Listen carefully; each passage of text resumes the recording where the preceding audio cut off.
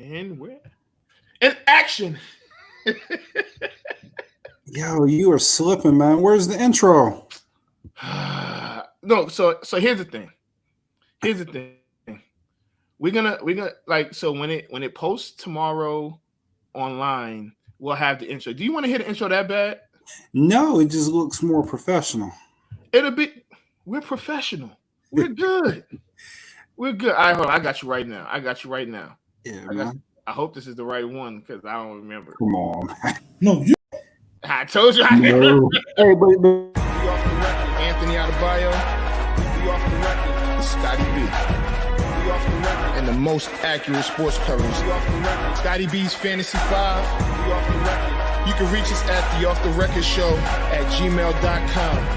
We off the record. Anthony Adebayo. We off the record. And the most accurate sports coverage. We off the record. Scotty B's Fantasy 5. We off the record. We off the record. We're different from any other sports show. Yeah.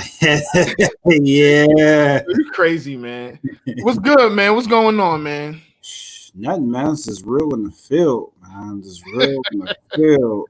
Out here making it like everybody else, man. Yeah, man. It's so I guess before we start, let's give a shout out to the healthcare workers, everybody on the front line, everybody that's well, you got shout out to you. You still got to go out and all that and all that. Go out, man. Yeah, shout out to everybody that's not a healthcare worker. Yeah. We still got to go to work. Yeah. So you got because if you don't work, we don't have no internet. So hey, that's it. So I'm out. But what's good, man? I see you shaved a little bit. Funny story. Oh man. Okay. So I told you about how I jacked my son's hair up, right? Yeah. Okay. For that reason, I decided it wasn't best to cut my hair. But I was doing some experimenting, thought I knew I was doing. Jacked my beard, goatee, all of it up. So I was like, you know what? When these barbershops start fresh. It was so bad that I couldn't even go to a barber and expect them to be able to fix it. You know how you kind of mess it up a little bit, but you go into the barbershop and they be like, all right, I got you. Just don't do that again. Right. It was at the point to where it was kind of like, yeah, man, the only thing I won't be able to do is to shave it. That's probably what the barber. That's probably what the barber was gonna tell me. So I just went ahead and did the thing, man. well, Scott, it's all right, man. It's all right. You suffering with everybody else, man. There's nothing wrong with that. I used to like cut my own hair in college. I've cut it for a couple of people. I used to line myself up. That was a long time ago, Scott. It was a long time ago. What COVID has taught me is sometimes you just gotta leave things in the past. Yeah. Man. You gotta move on. New beginnings, man. New beginnings. New beginnings. Yeah, new beginnings, man. New beginnings. Do not touch your hair. Don't touch your hair or your son's hair. Just face it, pay it, and it just is what it is, man. Well, now people know. Now people know. We know not to go to Scott to get a haircut. You know what? I'm not even going to attempt to even cut your hair. You get me? Oh no, anybody's hair. Anybody. Anybody. Hey, you show up about how I don't care if you want a bald head. Matter of fact, you can't mess up a baldy, man. I think I might even donate my clippers, man. Just donate. Just get them out the house, so I won't even be able to jack anybody up, man. Can't do it. Shout out to the barbers, man. Shout out to the barbers. You definitely should be. You are essential. Just to let you know, if you didn't know, you know now. You're essential. The barbers and the beauticians, man, all of them are essential. And I mean, I get why they shut them down, but you had brought it up a couple months ago, man. You're not even seeing those selfies. No. People are at the point to where they don't even want to go anywhere to even let people look at them natural state because they like, nah, I can't even go out in public. It's gonna be all right, man. Hey, like people say, yo, you gotta live your truth, man. You gotta live your truth. You gotta live your truth so nobody can use it against you. We went on a family walk. I said, "Hey, Cameron, you gotta go get your hat."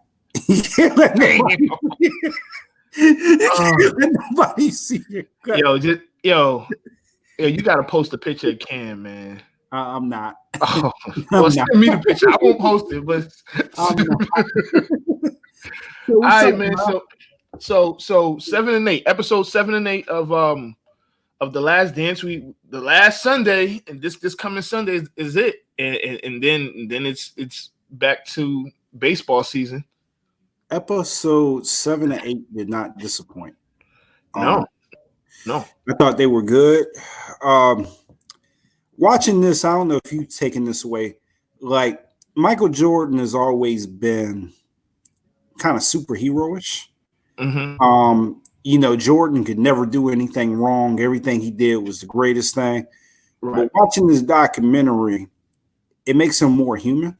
And I mean that in a good way. I mean, where he had a pretty closed off life for the most part, to where you didn't really, I mean, you've heard the stories, but it wasn't like today to where like he would be on Instagram or he would be on Twitter or like today.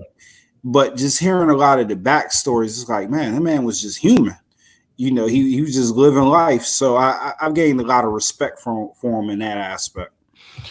Yeah, I mean, so I will say this. I don't want to say, because I don't consider myself a conspiracy theorist, but I will say that I always thought that there was more to his father's death. And I don't think that anymore, if that makes any sense. I don't. I think it was just some knuckleheads looking for some trouble, and his dad was tired. And I've done this hundreds of times where I'm traveling and I'm just tired and pull over on the side of the road and take a quick nap or fall asleep for a second just so I'm not driving while I'm tired. And to think that because when you do it, you don't think that can happen. You just like, I'm tired, let me get some rest. And to see that happen, I was like, man, this is crazy. So I just think it was some random knuckleheads, and I do think, I wasn't in the media, but I think it was unfair to treat him that way, to say like his gambling was part of the reason why his dad was killed. I think that's unfair. And that did show him in a different light. It did show him, humanized, because he was MJ. It's like nothing happens to MJ. So yeah, I can see how that could be looked at as unfair and all of those things. Well, it put the baseball in the perspective to why he left basketball. Right. Because you just look at it as it was this chain of events. I mean, he was tired. Yeah, and you can tell it from looking at this documentary, because we get to see a lot of things that normally we wouldn't see. We saw him in the videos, and we saw the commercials, and we saw all of these things, but you ain't really notice those things in 91, 92. It was like, that's a guy playing basketball better than everybody else. Yeah, and I'll just go back to this point. Like when you're a star like that, the expectation to always be on is just unreal. And, just to be human and not to ever make a mistake, to be in the public eye, you can't go nowhere. You just, every part of your personality is just scrutinized. I mean, they talk about him like being a teammate, and I mean, they didn't tell us anything that we didn't know. I mean, he was a tyrant. They said he was an asshole. I mean, we knew those things, but it gave more of a perspective to why. I want to tell you one thing else. I gained a lot more respect for Steve Kerr. Yeah. Yeah. I mean, hey man, look, it ain't gonna be too many people, just gonna haul off and hit me. So yeah, nah, definitely. He stood up for himself. He stood up for himself. He stood up for He was himself. just he was just like, you know what? I'm the littlest guy, but you just ain't gonna do that to me. Right. You're gonna keep. And you know what? Knowing Steve Kerr's backstory with his dad, being murdered and the things he had to go through when he was at Arizona, you kind of understood. You kind of understand like why he was the way he was. And I mean, he ain't no punk. He ain't no punk. He gonna fight. He gonna stand up for himself. So I mean, yeah, man. Shout out to Steve Kerr, man. So on Titus and or whatnot, a couple of days ago, you talked about Sean Marion, right? And Yeah, a lot of people feel like he should be a Hall of Famer. Some don't, and it got me to thinking about other players that people just forget about. So we're going to get back to the Sean Marion because I do want to talk about that. yeah. But Ron Harper. You better not ask me if you think he belongs in the Hall of Fame. I don't think he belongs in the Hall of Fame. But Ron Harper was the man before he went to the Bulls. He played on those Cleveland and LA Clipper teams. I want to tell you, between those times, he was averaging between 18 and 22 points. I mean, and kind of fluctuated through the season, never lower than really 18 points. Right. He was a problem. And you kind of saw with like Jordan, like if he respected you, you were good. And I don't know if you noticed, like in all his clips, like it'd be him, Ron Harper, and Pip. You know what I mean? And he rocked with Rodman, but Rodman was probably out being Rodman. Yeah, but Rodman was never around. He was never around to hang with them. Right. But everybody else, that's who he was always after. Like he ain't never say nothing about Scottie Pippen. And if you notice, like he was always good with Ron Harper. Mm-hmm. You know what I mean?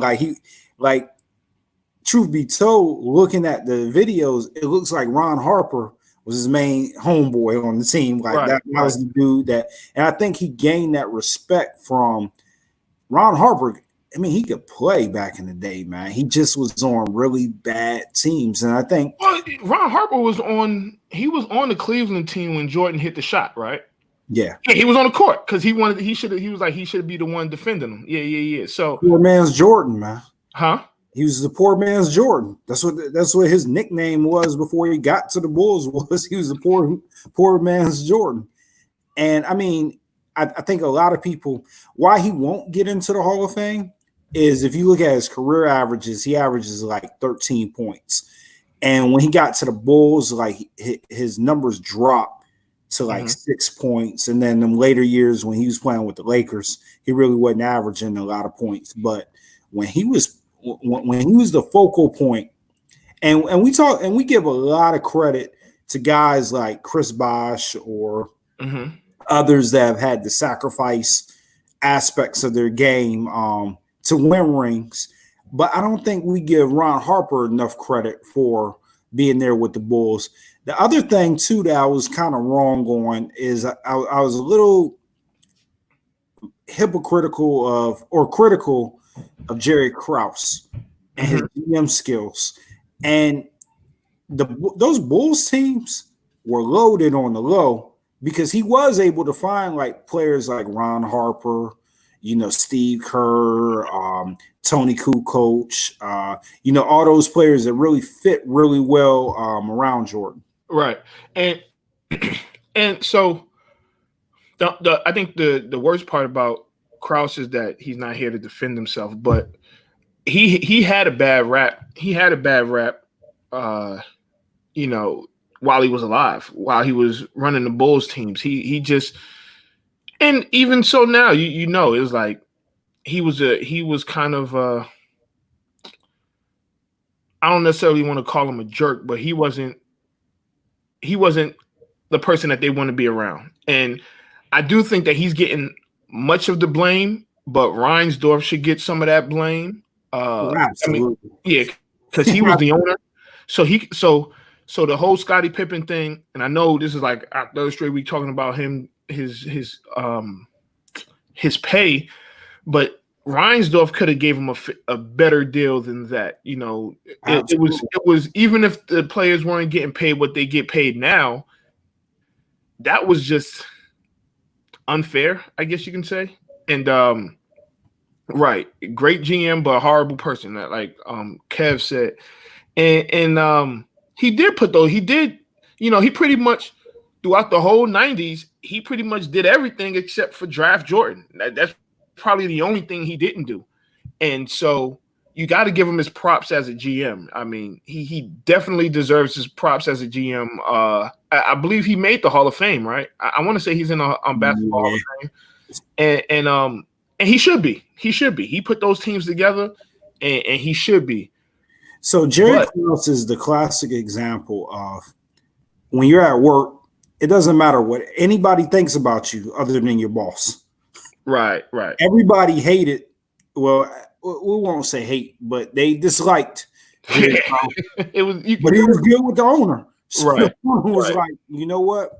Nah, yo, do what you need to do. I support you. So, yeah, that was a great find with Ron Harper. Yeah, and it was. So, real quick, let's go back to Jordan as a teammate. And you had Charles Barkley talk about he's selective on who he picks on. And what are your thoughts on that? I think that was valid. I disagree. And here's where we go. I disagree because I don't think that. So I do feel like Jordan. There's been times in games where you've seen him scream on Scottie Pippen. You know, whether it was when they were younger or got older, they were still really close. Jordan, do you think he just went to? I don't think it was when he went to go get Rodman from Vegas. I think it was Vegas. Yeah, he went to Vegas to go get Rodman. I don't think it was just hey Dennis, are you in there? No, he probably was banging on that door like a madman, like, yo, get your ass up. We got work to do. I don't think it was just yo, Dennis, we got to get back to the arena.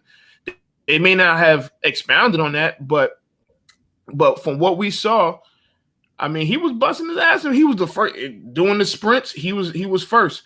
I don't think that he was just picking on. I think they painting Scott Burrell as a little punk, you know, and I don't think that's the case. I think Scott Burrell was he understood what it was, where he's coming to a team. I believe he got traded to the Bulls, right? He got traded for B.J. Armstrong, I think. I can't remember. Yeah, well, however he got to the Bulls, he got there, and he's coming to like a championship organization, and then these guys just. You know, he had because what he said, he talked about it. The Luke Longleys, the Winningtons, the Steve Kerrs, they're coming on to a team that already had a championship mentality. When Jordan got there, they ain't had no championship mentality. It was like, hopefully we can win 30 games. And so they built a reputation and some sort of program to where, hey, this is how it's gonna go. You either with us or you against us. And I mean, and then you had to earn his respect, and you got to earn his respect. So I think we're kind of saying the same thing. If he didn't respect you, he picked on you, and that's kind of what it boiled down to. I think I do agree that they made a little bit more out of the Scott Burrell story. Yeah, I think that, like you said, Scott Burrell understood what was going on, and some people can just take it. You know what I mean? Like Scott Burrell, like Jordan was like, man, I tried everything. I just could not get that guy to try and fight me or to try to do anything. He's just a nice guy. He's just a nice guy. But I knew that if I pushed him, he could be better. You know what I mean? I saw more in him. I think for his teammates that he felt like he didn't need, those are the ones that he focused on. And you had to prove that you were valuable to him, because I mean, let's look at it like this, right? Mhm. We got the greatest player of all time, and like you just said, like the mentality of, man, I built this. You know what I mean? Some of y'all helped me get it, but if you ain't helped me get it, Right. you can kind of earn your keep. You know what I mean? So in his defense, that's the people that he targeted was like you said, when he came back to play, like the Steve Kerrs, the Bill Winningtons, the Luke Longleys, all of them had to earn their keep. And I think those were the guys that he don't forget about. You even said something about Bill Cartwright. Yeah, Bill Cartwright ain't no punk. But he picked on him because his game. And when I mean pick on, I don't mean necessarily like he could just beat you up easily. Right. I'm just strictly saying, like, the way he looked at it was from a basketball standpoint. Are you on his level? Which nobody was on his level, but right. Are you giving it your all? Do I have value in you? Are you bringing something to the table? And if you wasn't, those are the people that he focused on until, like with Steve Kerr, he stood his ground. You know what I mean? And then he realized, like, you know what? He gonna fight with me. Same thing with Pippen. He probably really used to scream on Pippen earlier, but he said, you know what? During that Detroit series, he realized, like, all right, I need somebody to battle with me, somebody to fight with me. Right. This guy's going to fight with me. You know, he's been in the trenches with me. He's good. And they're the only two. They're the only two that's been through all of that together. So I read an article today, and I guess this we could end the thing, the Bulls talk with this.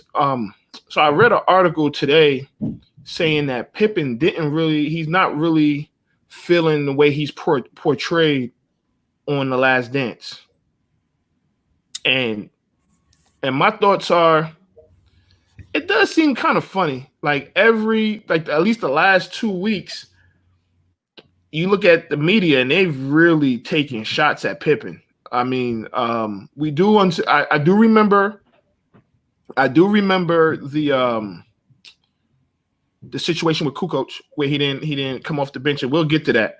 But you know, the migraine was the migraine. There's nothing you can do about that. But when you talk about when he didn't get the surgery, and I guess that was before the 98 season, the 97, 98 season, he didn't get the ankle surgery. But I kind of don't blame him. I disagree with that wholeheartedly. And I like Scottie Pippen. Scottie Pippen was one of my favorite players growing up. Right. He, number one, I think in the documentary, if anybody has gotten more respect or gained people's respect, it's been Scottie Pippen. You think so? Yeah, I think people have looked like maybe the public, but not the media. I mean, it seems like the media, like they're trying to like bash him. No, I don't think so. I think even so, like, you gotta look at it two ways, right? So they're constantly harping on how underpaid he was. So a lot of people have looked at that. Then you got the Michael Jordan basically admitting, he said it, like, I couldn't have done this without Scottie Pippen. Right. You know what I mean? So he's got the respect there. Then you look at like a lot of his teammates that talked about like how good he was, like when Michael Jordan left, how good of a teammate he was. Right. How he was the one with the softer approach, how he was the one that was more approachable. You know, so that was in a good light. The stuff with Kukoc, that was all his fault. Number one, he didn't even apologize for it. He said he would do the same thing over again. He said that the surgery, he didn't say like, yo, I should have sat her out. He was like, you know what? Nah, it was what it was. I ain't want to give up my summer. So a lot of the things that he's being critiqued on are things that he's saying like, okay, I don't want to take that back. Like, I would do it exactly the same thing. So you can't be mad if people are like, man, that was a screwed up decision. All right, so let's go to the Kukoc situation. All right, so this is the first year after Jordan retires. It's I believe it's the Eastern Conference. Was those the semis or the Eastern Conference fight? Those the Eastern Conference fight. Whatever it was Bulls versus Knicks. The semis. The semis, and First of all, the Bulls got cheated, but whatever.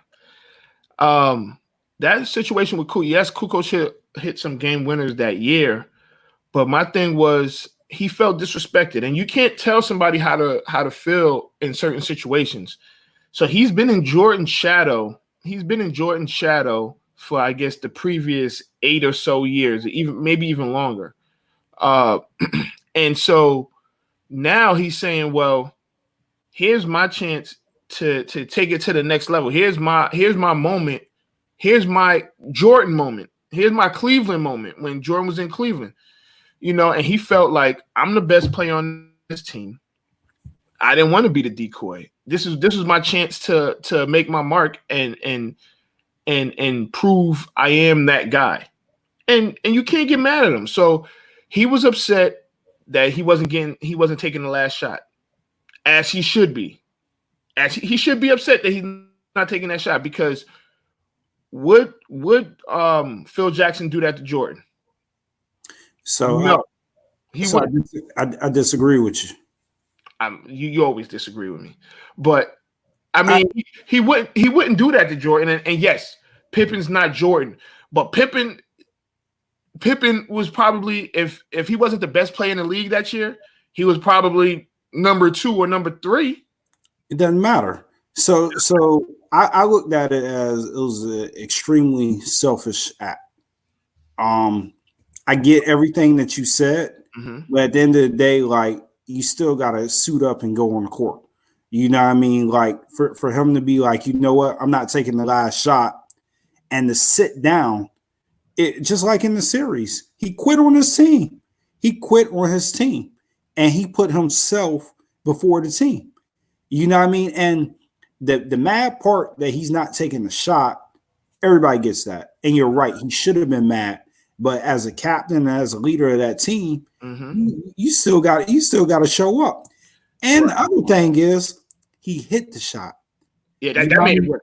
That made it worse that he wasn't on the court. And don't get me wrong. Me personally, I would have felt the sort of way. I would have been on the court. But I understand why he did it. Not condoning it at all, but I understand why he did it. And as a competitor, you want to be the guy to finish off, especially a rival like the Knicks. You want to be the guy to finish that off. No, I don't know. So hold on. So we let's take this. I'll show you this. So just says that picture is hilarious. Now, it would have been worse if he had missed. I think no, they would have just lost, but I think it would have been worse for Pippen.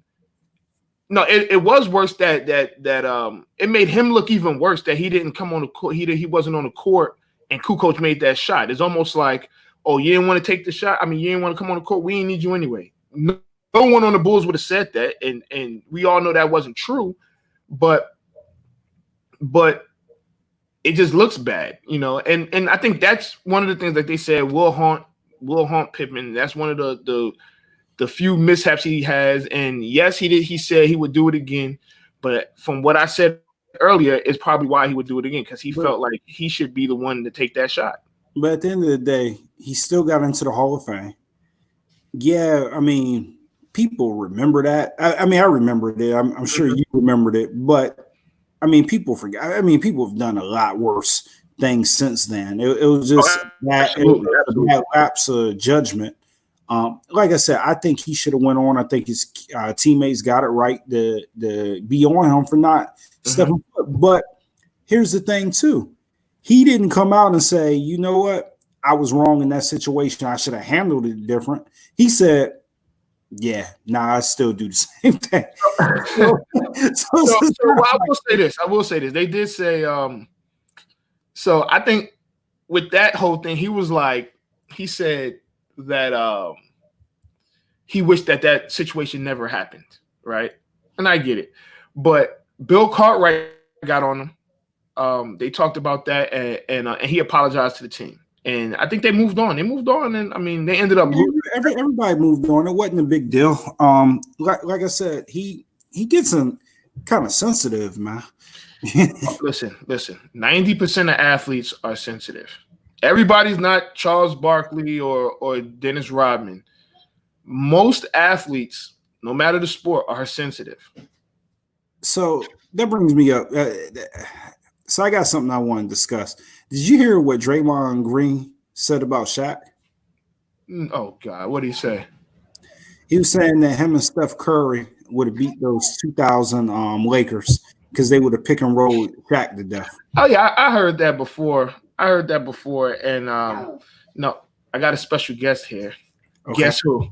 Take a wild guess. Xavier, come through. I gotta make sure his hair look good because he quarantined too. Say what's up. Say what's up. What's up, Xavier? All right, get out of here. Get out of here. So yeah, all right, bro. Lord have mercy. So he would have he must have been out of his damn mind. Thinking that. Can you hear me? Yeah, I can hear you. Oh yeah. So yeah, he's out of his mind. He must have been out of his damn mind. I don't know what's going on. Why do I hear echo? Hey, Scott, go ahead, talk, man. Let me get this. Yeah, do your thing. No, I just thought it was ridiculous. It was like, yo, are you crazy? Like, but Shaq put him in his place because Shaq was like basically we would have dominated. But I just was interested to see if you had heard that. But we got to go back to this topic, that Shawn Marion Hall of Fame topic. So I'm just going to kind of paint a picture of Shawn Marion. He played, I want to say it was close to like 18 seasons. He was on the championship team. He's made a gang of like third team All NBA. Well, he only made a couple. Don't it's not a gang. I think it was like 4. Yeah, it was like he was always third team. Shawn Marion was the glue to those Phoenix teams. Oh my! No, he wasn't. The glue that would have been Steve Nash. Shawn Marion was not the glue. He did all the dirty work. Oh my God! He not to mention that team was low. Has one of the ugliest shots. I'll give him. Absolutely.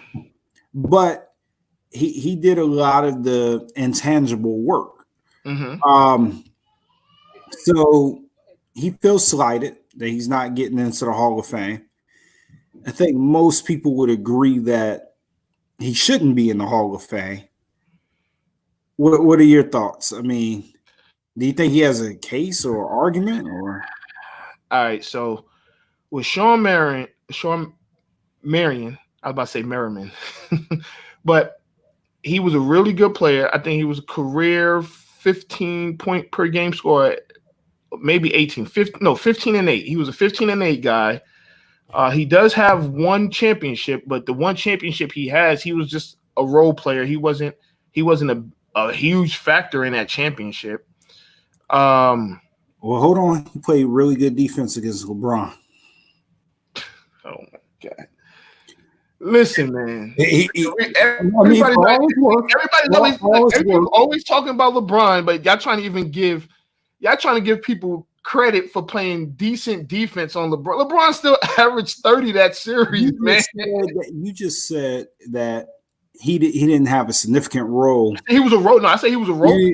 I didn't say anything about. He played a role in that team. On that team, Scott, you can try and flip this any way you want. I'm not. He ain't no Hall of Famer. He's not a Hall of Famer.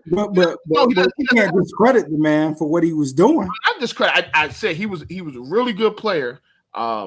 Actually, he's one of the people that I remember when I first started doing fantasy basketball. He was like one of the people that helped me. Huh? I mean, he was a stat filler. He pretty much rebounded. Once he left Phoenix, he was just a role player. Never made another All-Star team. Never made another All-NBA team. Never made All-NBA defense. So no, he can say what he wants. He didn't fit in Miami. That was a bad fit. It was a Yeah, bad. I mean, that's one stop. I mean, he played for what, 4 or 5 teams? Nah, he's not a Hall of Famer. He's not a Hall of Famer.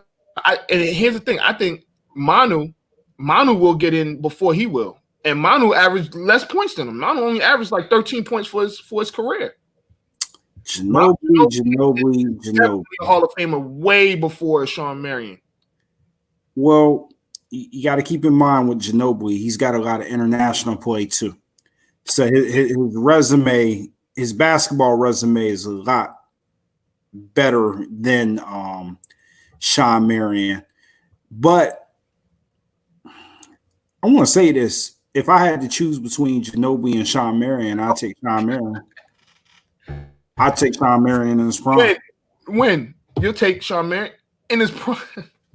We talking about Sean Marion the ball. Sean Marion the ball. Absolutely. Again, after he didn't have Steve Nash as his point guard, he was just mediocre. He was mediocre. Sean Marion, he could play. I'm not saying that he couldn't. Don't make this seem like I'm saying that Sean Marion was a bum or something. No, he never was no bum. Yeah, he wasn't no bum. He was a good player. If they had a good player with an ugly shot, and if they had a hall of good, he would make it. But Hall of Fame, no way, no how. There are some people that aren't in the Hall of Fame that should be in the Hall of Fame. Like who? Chris Webber. Yep. Oh, I was about to say. Nah, we can argue for Chris Webber. Huh? I said I'll argue for Chris Webber. What about Chris Bosh? He thinks he's getting the short end of the stick. I don't even think Chris Bosh is eligible yet. But Chris Bosh is a Hall of Famer. Chris Bosh is a Hall of Famer. He had a way better career than Sean Marion. First, I never said Sean Marion was a Hall of Famer. Okay, that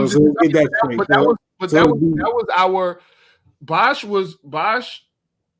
If let's just say if Bosh would have stayed in Toronto, right? He was a number one guy in Toronto, and he continued to do what he was doing while he was in Miami. Yeah, he had more help, but so you would go Bosh over Chris Webber? No. But Bosh is going to get into the Hall of Fame. Chris Bosh is getting into the Hall of Fame. And no, Chris Webber should have been in the Hall of Fame years ago. Why he's not in, maybe it's because he doesn't have any championships, but there's a lot of guys in the Hall of Fame, especially the Basketball Hall of Fame, that doesn't have championships. So, I mean, he ran into them Lakers and they it wasn't nothing he could do. He couldn't beat the Lakers. So, yeah, man. If it was between Chris Webber, Chris Bosh, Sean Marion, and Manu Ginobili, the only person that shouldn't be in there is Sean Marion.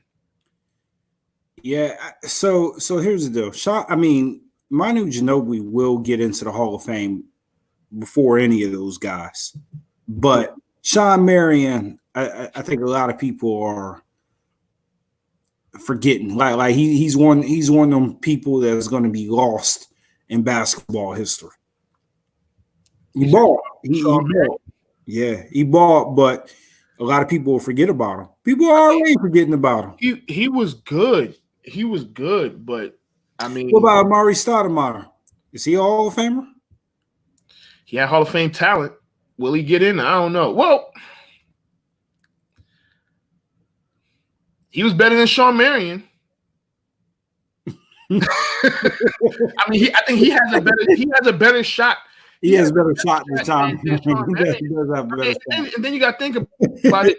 It does play into popularity. Plays into it also, and I think Stephon Marbury should be in the Hall of Fame. You got to think it's the Basketball Hall of Fame. It's not just the NBA Hall of Fame. Stephon Marbury is a god in China, and he was an All-Pro, All NBA guy in the NBA. So let's not don't do that. He's a god in China because the shoes cost $6 over there. Yeah. No, he's won. They put up a statue not because of the. Yeah, because the shoes are like $6.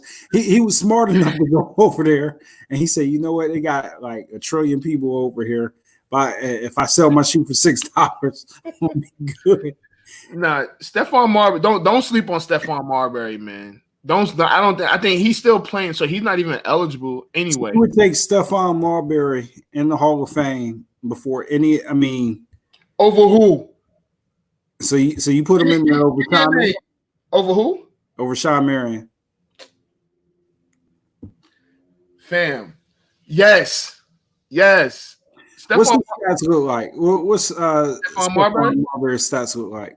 Are you just talking? I watched him a lot with the Knicks, and I'm good. Well, he was the best thing. The Knicks ain't had a point guard. I don't think Steph should be in the Hall of Fame. Wow. I think he balled. I mean, he did what he needed to do when he was in the league, but Hall of Fame, nah. All right, so his career numbers. I hope this don't bite me in the ass. His career numbers: 19 points a game, 7.6 assists. Why is that not Hall of Fame worthy? Why is that not Hall of Fame? I mean, he only made the All-Star team twice, though. I thought he made it more than that. No, I'm sorry. He was a 2-time All-NBA and 2-time All-Star. I thought he made the All-Star team more than that, and he was he made the All-Rookie team. Steph's teams didn't win. Well, I mean, that's just. Yeah, I mean, I get that. He didn't win. I mean, but he could put up 30. Like, he could put up 30, 35, and he could run with the best of them. But at the end of the day, like, his teams took them out. So he was the point guard. Was he the point guard when with the Timberwolves went to the Western Conference Finals? Wasn't he the point guard? So he is an example of, I think if he would have stayed in Minnesota, his career would have been quite different. For the better or for the worse? For the better. I think if him and Garnett would have continued to play with each other, they had really good chemistry. But the rumor was they couldn't get along. Yeah, because Steph, he wanted to show. Steph is they play totally different, but he was Westbrook before Westbrook. He needed his own star. I could see that. Yeah, he needed his own situation. I think Westbrook realized, like, you know what? Let me go ahead and play with somebody now. But I think it took Westbrook a second to kind of figure that out. Westbrook wanted his own situation. I need to find his stats in China, man. Because he won in China. He won championships in China. Yeah, he's probably averaging 40 over there. Don't do that, man, because they got in those leagues. He probably is balling over there. I mean, his contribution. You know what? You do bring up one point. It is the Basketball Hall of Fame. So his contributions to China, being the first athlete to bring $6 shoes over. Oh my God! Might put him over, man. You said what? It might put him over, man. It might put him in. You're so disrespectful, man. Yeah, I mean that's a fact, though. Yo, you got your winner of the week, yo? I do. Good. No, you're a winner. No, you're a winner. No, you're a winner. No, you're a winner. So I specifically chose somebody I knew you might disagree with. So my winner of the week this week is Shannon Brown. I don't know if you heard what happened in his situation. Scott, you were bugging. Go What? ahead. No, go ahead, because you about to do. I hope you don't do what I think you're gonna do. Go ahead, Shannon Brown.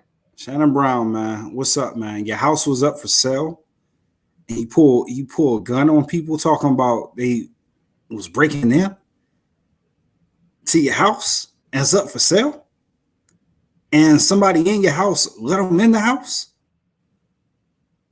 and then you shoot at them. How is that not winner worthy?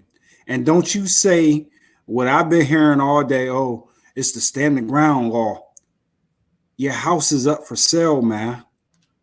And what happened to once they explain themselves, you ask some people to leave. You want to shoot a bullet at them? Did they leave? Yeah. Oh, yeah, they left. Yeah, after he put that head in the air, he was tripping. No, he wasn't. So okay. So you're telling me Shannon Brown? So you sure his house is for sale? Yeah, his house is for sale, man. Okay. So I'm gonna say this. So if his house wasn't for sale, he kind of gets a little justification. If somebody didn't let them in, and they legitimately just was walking in his house trying to tour it, and it wasn't up for sale, I might see it a little bit different. But the fact that his house was up for sale, somebody lets you in to look at a house. Mm-hmm. You come downstairs with a rifle, force these people into a room.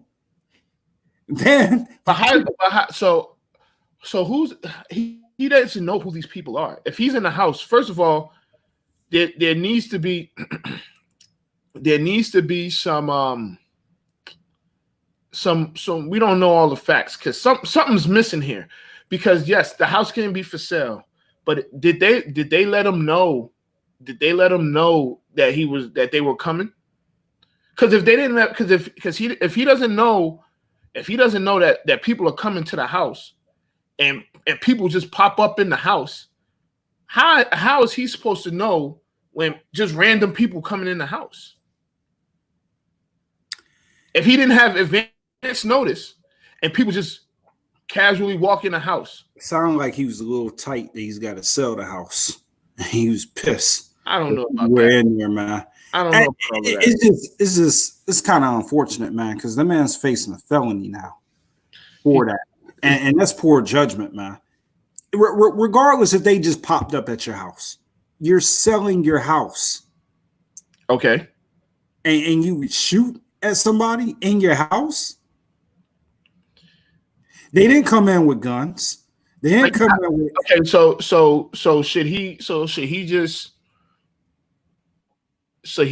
just say, all right, well, y'all ain't coming, even though y'all ain't come up in here with guns, y'all came in this house. I didn't know anybody was supposed to be here. I'm supposed to just say, oh, okay, well, nah. Because we've seen people just, when you got the gun out and you're showing force, I'm pretty sure that those people were pretty scared. Okay. And they would have left. And it's just like that. It's just that simple. So, all right, let me ask you this. You're selling your house. Just put yourself in his predicament. Not to mention, there's been people who, they weren't selling their house, but, people breaking into homes when people are home and getting killed. So, but just put yourself in that situation where you're selling your house. You don't have, and I'm going off the fact that he didn't know, because we don't know. That part is not in any article. We just don't know. We don't know everything. So we don't know what he said to them. We don't know what they said back to him. You know what I'm saying? So, so if they just come in the house and I don't know they're coming, and I have a licensed weapon, yes, I'm gonna draw my pistol. Okay, so you draw your rifle, right? And then you have people, you let people explain themselves, and if they're there to see their house and it checks out, then fine. But if, let's say, you don't want them to see the house, you got your weapon out, you got your weapon drawn, I'm pretty sure they were going to leave. But do you take it a step further and detain? This is what got them arrested, and detain them and hold them. And then, were the cops called? Huh? Were the cops called? Heck yeah, they was called. I mean, who called? Did he call them? Yeah, he just got out Monday. Yeah, I know. He posted bail. I think they may have called the cops when they left. I don't think the cops were called. Like I don't think he called the cops. Mhm. I think like once they left and they got back in the car, like they called the cops, and then the police went over there and yeah, they got him. Yeah, there's a lot of holes in this story. At minimal, it's poor judgment, and that's why he's my winner of the week. It is extremely poor judgment, and I knew you was going to disagree. First of all, you don't know me. I knew he was going to. I said I want to get Ant this week. I was like, I got a winner for him. So, and the crazy thing is, like, I saw people posting about Shannon Brown. I think it was Jamel Hill. I never read any of the articles, so I didn't even know he was selling the house. I didn't really know the story because I was just like, I just didn't read it. There was other things that I was concerned with, but again, we need to know more. I'm sorry, we need to know more because. Well, in his defense, he'll have his day in trial. But from what we do know, his house was for sale, and they were let in by somebody in the house. Now I don't know who else was home. That's like no, that's like not even speculation. Mm-hmm. They were let in from somebody in the house, and the house was for sale. Now everything in and he fired the weapon. That's been proven too. Okay. So whether or not he detained them or any of that type of stuff, that's I don't know. Whether or not they tried to fight him on whether or not they were going to stay in the house, whether he asked them to leave and they blew him off and was like, we're touring the house anyway, and he went and got his gun, all that stuff in the middle. And that all that stuff was in the case. middle. Yeah. So I guess we'll wait and see how this plays out, but damn, Shannon.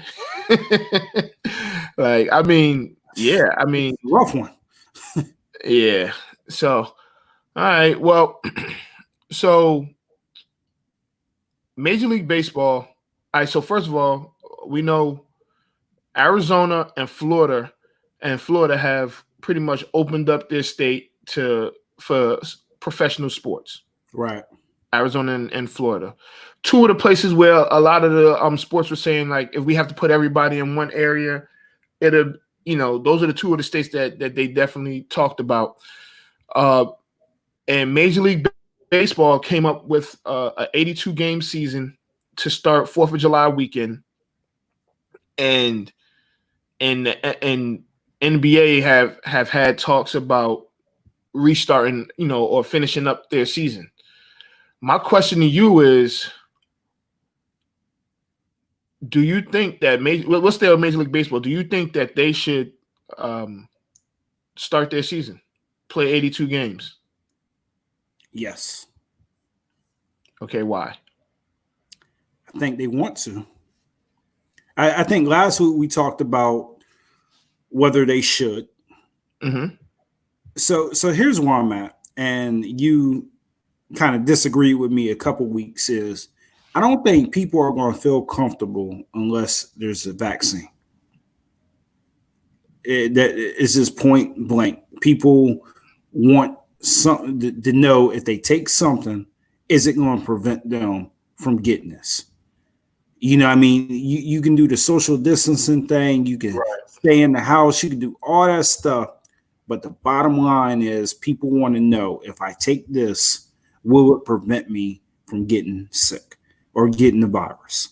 Mm-hmm. Until we have that, it's never going to be like any clear direct. Because you could play, like, I get it, like playing in empty stadiums, but you can't quarantine people to hotels and quarantine people to cruise boats and monitor where they're going outside of work. I mean, like me, for instance, I go in every day, mm-hmm. but everybody that I'm at work with doesn't know where I'm at when I go home. Right. They're still at risk. So until we find a vaccine for this, mm-hmm. it's all going to be kind of the same. So I agree, but to a different extent. I think that tests are more important at this point than a vaccine because I you knew you know. couldn't admit that I was right. I knew it. Huh? I knew No, no, it. no, no, no. I knew it. No, stop, Scott. No, no, no, no, no, no, no, no, no. I'm not really saying. Yeah, I don't think you're wrong, but I don't agree with that portion of your statement. I think that the tests are more important than the actual vaccine because we don't. Because with a vaccine, you have to like test the vaccine. You have to make sure there's no side effects. Oh, and if there are side effects, you got to know what the side effects are. If the side effects are you're going to be sick for another week or whatever. I think having a test and testing as often as possible is going to be more beneficial to these sports being able to start than the actual vaccine. Because there were reports saying that a vaccine may take up to 18 months. Now we know that with technology now, a vaccine may take a month or 2 or 3. Right. And that's exactly what I'm saying is it may take 18 months until everybody feels safe. Because see, here's the thing about the test, right? Yeah, testing is good, but when you get to the core of it, people want to know that they can go anywhere and feel safe. And, at a certain point, it doesn't matter if you get tested. If you got it, you got it. If there's no cure or there's no anything to get rid of it or to make you feel better, then that's to me, that's what scares people the most. So, I mean, you could test everybody every single day, but you still can't stop them from going places. You can't stop them from who they come in contact with. Right. You just can't. So I get it. More tests would be good, but until we get to the root cause of it, things are going to always be up in the air. Yeah. And so having them, I don't know if, after thinking about it, if having everybody in one area is the best way to go. I mean, that may be a plan, but I think that just traveling, playing in your own arenas and stadiums is just the easiest way to go. And I know Major League Baseball, they weren't even beefing over, being tested and things of that nature. They were beefing over money. And at this point, you have to be able to figure that money situation out, especially when there's people that can't feed their kids or are struggling to pay their bills and pay their rent, mortgage, whatever. And y'all billionaires and millionaires can't figure that out. So that's and baseball I tell you what, if baseball has another money situation, they struggled before trying to recover from the strike. I think the strike was in '94, and it took them years. It took them years before they could. I don't think they ever fully recovered from that strike in '94. Yeah, I mean because football, that was the point. They were taking off. Yeah, and basketball, you still had everything taken off. Yeah, it was tough. The crazy thing is the strike in '94 is what led Jordan back to basketball. So I mean, so they pretty much helped propel take football and basketball to its extra level. With this whole thing, they're gonna have to I think at this point right now, if you want to get started, you have to have enough tests. You have to, and not only for the actual sport and the people, because I mean, you're not just talking about, like we talked about last. You're not just talking about the guys playing, the coaches. You're talking about the people that are cleaning the floors, the press. You're talking about a ton of people. You've had press get the coronavirus. So Doris Burke had corona. You know what I'm saying? And it's just like, man.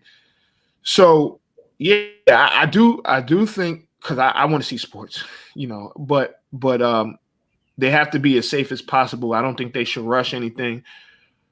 Florida and Arizona opening up their doors and pretty much reopening their state is I guess is a step forward, but you still have to be careful. I mean, I don't think these sports like football, basketball, baseball, I don't think they're just going to just willy-nilly let their players go play. They have to have a plan in place, and I think baseball they proposed a plan, and it seemed okay. 82 games. Honestly, the baseball season should only be 82 games. Yeah, we're good. Huh?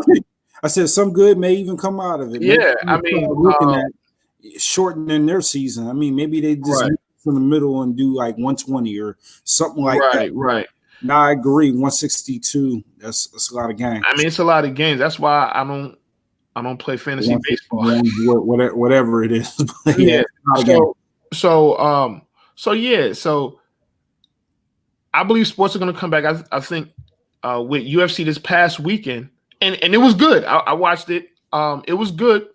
I think they kind of setting the pace. NASCAR is about to get back going, and a lot of people was like, NASCAR, why did? But you're in contact with it, but on pit row and everything, so they're about to get back started. So I think that. Yeah, and I think basketball. I think what you'll see. I know we got to wrap up.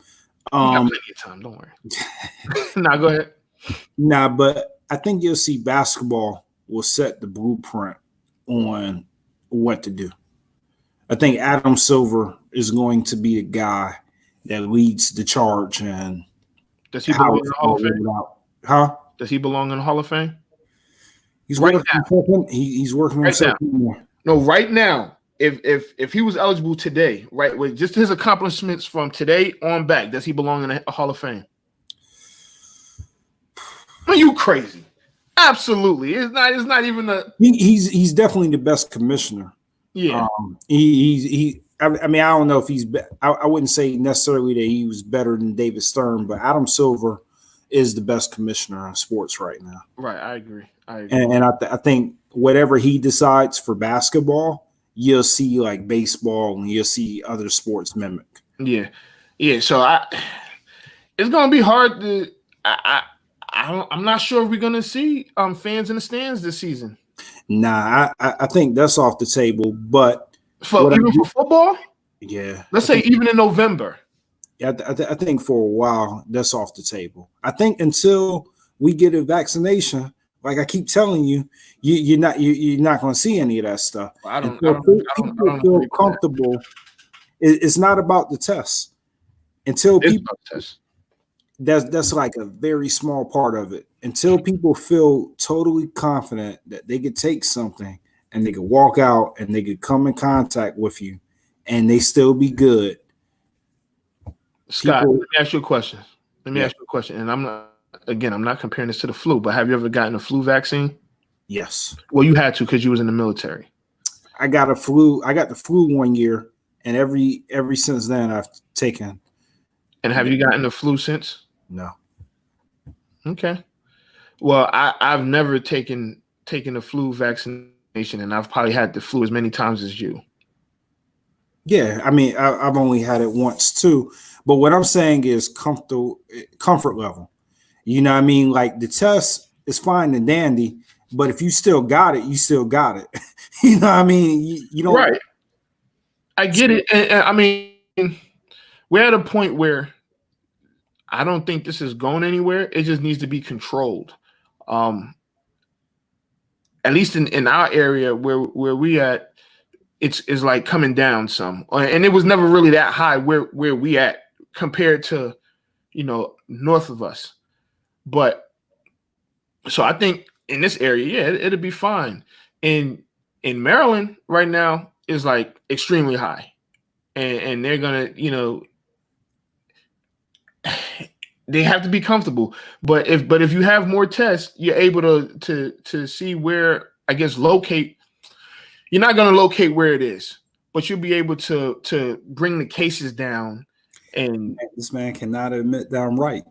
What are you talking about? I never said you were wrong. I never said you were wrong. I just feel like I know, but you can't give me one. I already know, man. I know how it go, man. what are you talking about? I know how Listen, it go. no. Listen. Yes, because me personally, I'm not going to take the vaccine. I'm just telling you that now. I mean, I don't. There's no guarantee. There's no guarantee that vaccine is gonna be what it is. I think if you have the test, at least all right. Well, you got it. You need to do X, Y, and Z. So you're back. I mean, right now you have to quarantine or self quarantine for 14 days, but I mean, we in uncharted territories, man. So Yeah, but no matter how many tests you have, people like the willingness to take them. You know what I'm saying? take the test. Yeah. Shoot, if it's gonna be tough, man. And but you did bring up a good point though. If you do take it, you take the test, you do know to self quarantine. Right. I mean, and if you don't feel good, you can't be around people, man. You just can't. So I don't know. I'm hoping that they're gonna have fans in the stands because I want to go to some games. Yeah, we'll see. But again, we'll just have to see how it plays out. I don't think it looks promising for basketball and baseball. Definitely. Absolutely. Yeah. Football is still kind of up in the air. I think everybody's hoping it, but that look like this. But I will say this with football, I think people will be happy if we at least have the game. Oh yeah. So at this point, people are going to be happy if you just had a game. Like if they play in an empty stadium, ain't nobody worried about that. Yeah, I mean, at this point, no one cares. I remember at one point it was like, man, the game without fans. Yeah, nobody. No one. Everybody's like, man, listen, if I don't care. Just put it back on. We'll watch it at the crib. Yep. I mean, and then so let me ask you this, and this is the last thing we can get out of here. So Steph said, not Steph, but Kyrie said he wants to play Kimba one-on-one. Play Kimba one-on-one. Now, I think if you're gonna do that, okay. So why would he want to do that? I think that they have right now. They have this little rivalry going on between the two of them. Because it's almost like Kimba took his spot in Boston. You see what I'm saying? And so he's just like, I don't know. I think they've always had some sort of a rivalry, and people compare them when it comes to handles and scoring and things of that nature. And like now people are saying like he's a better teammate than Kyrie. So I think there is some sort of, I don't think they have a beef, but he said he wanted to play him one-on-one. And Kyrie would he give him the business. Hold on. He give him the business. Wait a minute. So it got me thinking they could televise this, and they can even set up some sort of programming where we seeing one-on. It's almost like the versus battles with the music on IG. If we could get one-on-ones, but Kyrie's not gonna just destroy Kemba Walker. Let's not do that. But I gotta get an edge to Kyrie. Why? Because I think Kyrie will win. I think one-on-one, he could win. As far as being a better teammate, Kemba might be a better fit in Boston just because of the Jaylen Browns and Gordon Hayward's starting to come on a little bit strong. Jason Tatum, he may gel a little bit better with those guys, right? But actually, one-on-one, it's not too many guards that I would put up against Kyrie one-on-one. I mean, one-on-one is completely different from a game. No, you're right. But those are probably two of the best one-on-one type guys. I wouldn't sleep on Kemba, You but sleeping. I mean, look, I like Kemba. Is he better one-on-one than Kyrie Irving? I don't think so. We might have to put up a poll. Let's put up a poll. Mm-hmm. Let's see what most people think. I mean, a lot of people probably would side with Kemba, but I think more people would side with Kyrie. You just like without even thinking about it. Oh, Kyrie's gonna win. It's not a thought. Yeah. Not a thought. Not really. Wow. Not really, because we're not talking about better point guard for a team. Now, if you want to say who's better fit for this and that, no, forget the teams. I'm talking we're talking one-on-one, mano. Oh yeah, Kyrie. Now, are we doing a best of series or is just one game? If it's one game, I'm going with Kyrie. If it's a best of, I'm going for Kyrie. You are disrespectful. No, I'm not. Oh, man. I don't know, Scott. I don't know, Scott. I mean, I think it's going to be a lot closer than you thought. I think Kemba could win. It might be close, but at the end of the day, Kyrie wins. Quit playing. A healthy Kyrie? Yeah, stop it. Now, if you would have said somebody like James Harden or Russell Westbrook. Against who? Against Kyrie. Then that's a little bit more of a thought. Even like Steph Curry. You're really sleeping on Kemba. Oh my gosh. What? You're sleeping on Kemba. I'm awoke. I know who he is.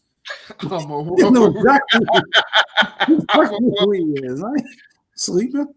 Man. Yeah. So best of three, Kyrie's winning just a one game take all. Kyrie's winning. No, he don't have a shot. Best of three, he go 3-0. Damn. What? Oh my gosh. But against Kyrie, no, sir. Yeah, I don't think you really. I know. What about Dame? What about Dame and Kyrie?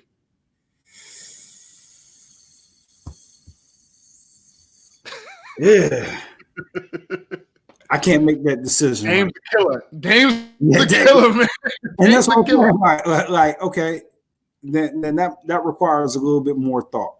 Oh man, I think you gotta put more respect. I'm about to send you this highlight of Kemba Walker. Man, Kemba could dribble, and Kemba could score. Are you kidding me? He's a scorer. I watched him with whatever Bobcats and Hornets or whatever. Never played for the Bobcats.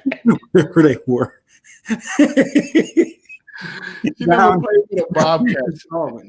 He did play for the Bobcats. I thought they were still the Hornets then. Oh, they was the Bobcats at one point. Come on, I'm glad they're not the Bobcats anymore. I hate that. God, I hate that crap. I don't even know what a Bobcat is, but it's a feline, man. Hey, man, you be safe out there, man. All right, we out of here. I'm gonna put up a poll. Put up a poll, man. We'll see, man. But definitely be safe, bro. All right, yo. All right.